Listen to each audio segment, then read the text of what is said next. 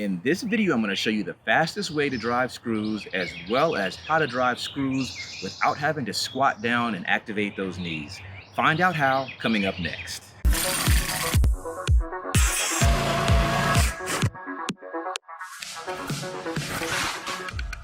What's going on, folks? Kendall here with Renos for Pros and Joes, helping you simplify the renovation and remodeling process. On this channel, we do hands-on product, tool, and gear reviews, as well as renovation tip and strategy videos. So if you're interested in renovation, remodeling, repair, real estate, or home improvement, then subscribe because this channel and this content is for you. So in today's video, as promised, I'm going to show you the fastest way to drive screws, as well as how to drive screws from a standing position and preserve those knees. Now, the first question I want to answer is, why would we want to do either of these things? Number one, we'll address the speed factor. Why would we want to drive screws fast?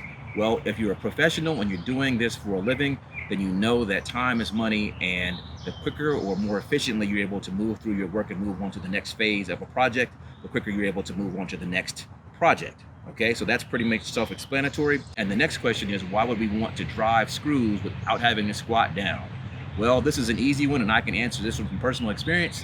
As you get older, your body does not work nearly as well as it did when you were younger, and things like knees and hips and ankles and things like that become a lot more sensitive to different types of movement.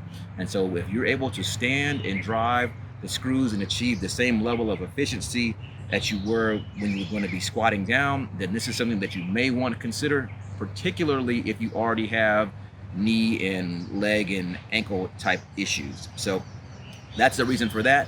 And obviously, if you're in discomfort when you're driving screws and things like that, then that can also affect your efficiency, which was our point number one. And so even if you're doing this as a DIYer and the efficiency is not tied to money per se, it could still be tied to your ability to move on and do something that you want to enjoy after you complete whatever project that you're working on. So now that we've addressed both of those questions, let's go ahead and begin with just showing you what a standard impact driver looks like. I've got one right here. Now, periodically, you may see me in this video turn around and look to my left and the right. I did just see a fox run by a second ago into the woods behind me, so I am kind of going to be on swivel as we do this recording. I do have my attitude adjuster right here, just in case things get a little bit hairy. You may see some unplanned action in this video. So in any case, this is going to be an impact driver. This type of tool is designed specifically for driving different types of screws. One thing about this type of tool is that you do have to be right up close on the tool to be able to use it. And if you're going to be driving screws and things like that, you're going to have to load each one onto the screw one by one and then mash it down and activate it. So I believe I've got some bits here in my pocket. I do. So I've got a Phillips head bit here. I'm going to go ahead and put it on the impact driver like so. And I believe I may have some screws on me as well. Here's a screw here. I've got two pieces of wood here. This is just a pressure treated 1x6 here. And this is a 2x4 here I've got on top of my makeshift table.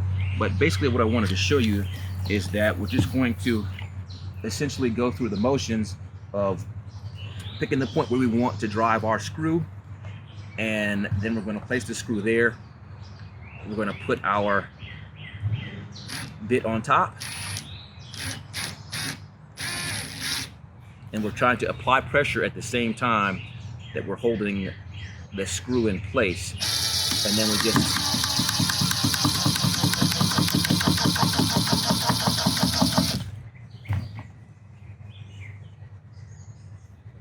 and so now we've driven our screw all the way through our 1x6 and through our 2x4 and into my table here. And so that's typically how we're going to drive our screws. This is the standard way of doing it. Nothing wrong with this. However, I'm going to show you a quicker and faster way. So as a really quick up close look at this impact driver, this is what I was showing you is our bit here on the front, which is a Phillips head. We pull this forward, it kind of shoots out. So this is the bit that we're using.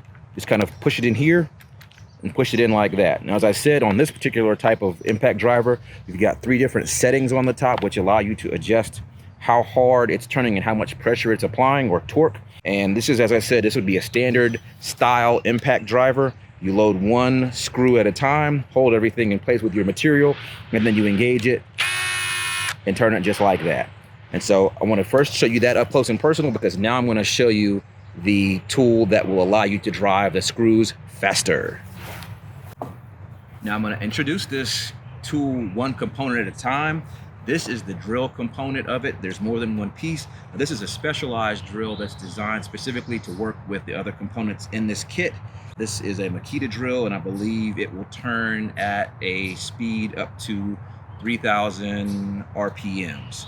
If you look closely, the front on this drill is different than that of a standard drill. You can see the housing here is quite a bit different as well. It's not set up for you to just pop in bits like I just showed you on the impact driver. This requires some specialty components, and I'll just show you that right now. And so the next component that we have to be concerned with on this particular tool is going to be the piece that actually spins the bit. This is what it looks like here. This piece fits in to the housing here. And then we attach the piece that does all of the work here. And before we move further, I'm going to get close so you can see this again. So here's the drill from the side. It looks like a standard drill, but when we turn to the front, you can see that the front of it is very different here. You can see that it's not designed to hold a standard bit. And that is because we have to fit it in with this component here. This is the piece that actually holds our screwdriver bit, and it pops in just like that. Now the bit on this is different than the bit on our impact driver. And I think I even have a small impact driver bit to compare to. Let me see if I've got one here handy. And so this is a standard size bit. This is a short bit, and it typically would fit into a fitting like this that goes into your impact driver like that. And this is a Phillips bit specifically designed for this tool. And so if we look here closely, you can see that they are quite a bit different in size. This is the specialty bit, and this is the standard bit right here. So it's quite a bit smaller. So when we have this tool here, we have to put this piece in here. I'm not sure exactly what it's called. It would help if I put it in there the right way. I'm gonna call it a mandrel. It may be called something else, but in any case, we just pop it in like that, and then the bit goes in here. Now this bit actually fits in here a lot more snugly than the bit does on an impact driver. So we have to make sure that we've got it lined up appropriately. And essentially we just take it, we just push it down onto a hard surface, and it pops in if we've got it lined up. So we just got that popped in there, and you can see now it does not come out. The next thing that we're going to attach is going to be our housing here, and that just pops right on there. This housing is what is going to allow us to continue to drive screws without having to constantly reload. Here on this tool, we've got ability here to adjust the depth that we're going to be driving our screws here. And then this is where we feed our screws in. So first I'm going to show you what this looks like in application, and then we're going to jump to the second phase of this, where I'm going to show you how we would use the tool that will allow us to drive screws from a standing position. Okay, so here we are with our tool, and the next thing that I want to quickly show you all is going to be the screws that fit into the tool. And they come on a strip like this. And one of the things that I want to quickly show you, unfortunately I've already got my bit in here, but I'm going to show you with the other bit, is that one thing about the screws on this strip. Let's see if I've got the other piece of this somewhere around where I can grab it easily. Come on. Okay. So even when we use this one, I can still demonstrate that one thing about this strip here is that it still allows the screws to spin even when they're in the housing like this. Pretty neat, huh? So in any case, we take our screws with our tab up like so, and then we've got them locked in, and that's it. So now we're going to go ahead and push our two pieces of wood together, and then we're going to drive some screws. Let me get some power on this thing.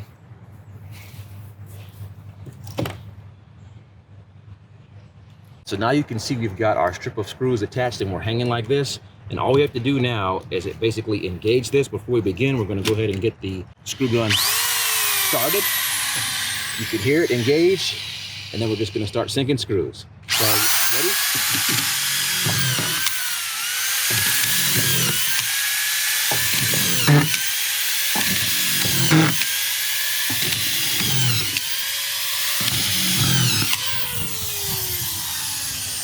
I know, that looks way too easy, right? So you just screwed in 1, 2, 3, 4, 5, 6 screws in a very short period of time. Let me zoom in and let you see what that looks like.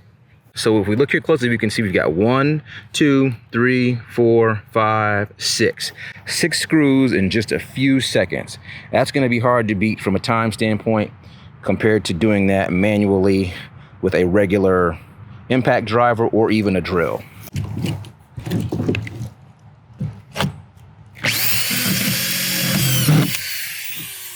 Let's try one more just so you can see how this thing is activated. Let's go. 3, 2,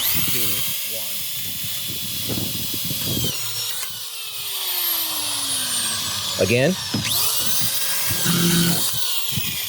That one did not go all the way. Let's go again. 3, 2, 1. All right. I think that was user error. All right, so one more quick tidbit about this particular tool. This is not something that you're going to find at your local hardware store, so don't even bother wasting your time. This is going to be something that you're going to have to order online 9 times out of 10. Of course, I've got you covered with links to this tool in the description box below. That concludes the demonstration of the fastest way to drill screws. Now I'm going to show you how to drill screws from a standing position, not having to activate those knees. We're going to change locations and get set up, and I will see you back in 1 second.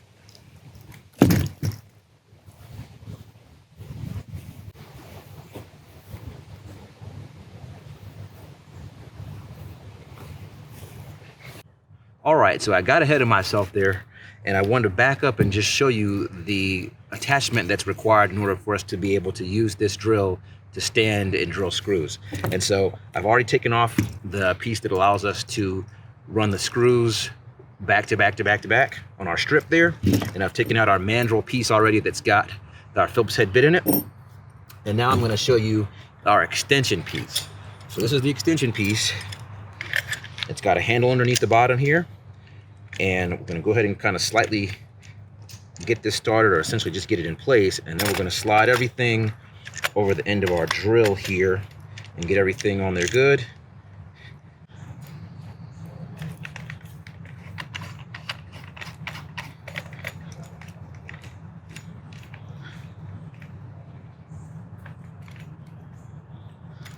Okay, so now we've got that on there.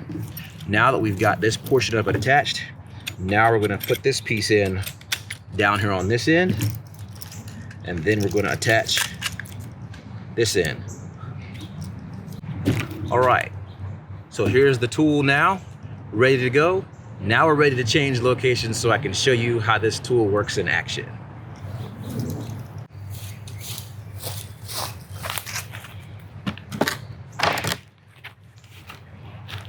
All right, so I'm back over here at this ugly little piece of concrete that I keep coming back to, and I'm going to show you how to use this drill from a standing position.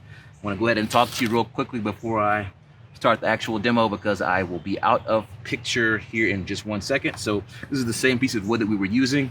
I'm going to try to pick out a different path to run this set of screws, just so you can see how this piece of equipment works.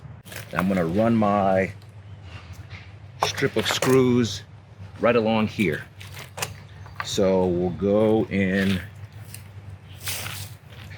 3, 2, 1. I'm gonna try to turn my drill this way so you can see it. 3, 2, 1.